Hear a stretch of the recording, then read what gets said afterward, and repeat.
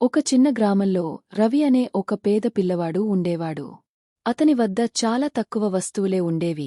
అతని బట్టలు పాతబడిపోయినవి. అతని ఇల్లు ఒక సాదాసీదా గుడిసె.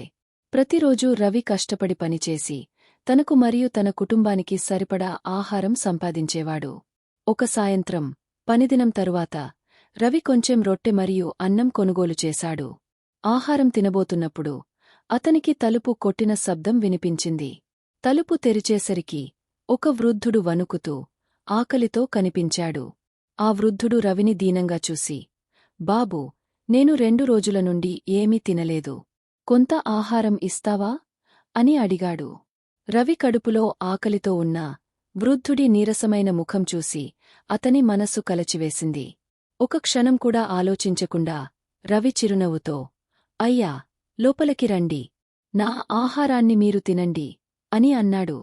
వృద్ధుడు కృతజ్ఞతతో ఆహారాన్ని తీసుకొని తింటుండగా రవి హృదయ సంతృప్తితో చూస్తూ ఉండిపోయాడు. తన ఆహారాన్ని ఇచ్చేయడంపై అతనికి ఎలాంటి విచారం లేకపోయింది.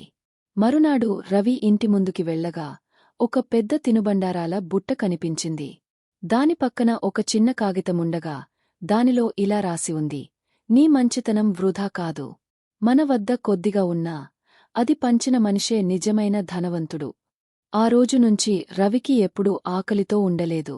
గ్రామస్థులు అతని త్యాగాన్ని మెచ్చుకొని అతనికి తరచూ ఆహారం పంచిపెట్టేవారు. మన వద్ద ఏముంది అనేది కాదు, మనం ఎంత పంచుతాము అనేదే నిజమైన ధనం. మనకున్నది కొద్దిగా ఉన్నా ఇతరులను సాయం చేయడంలో నిజమైన సంతోషముంటుంది.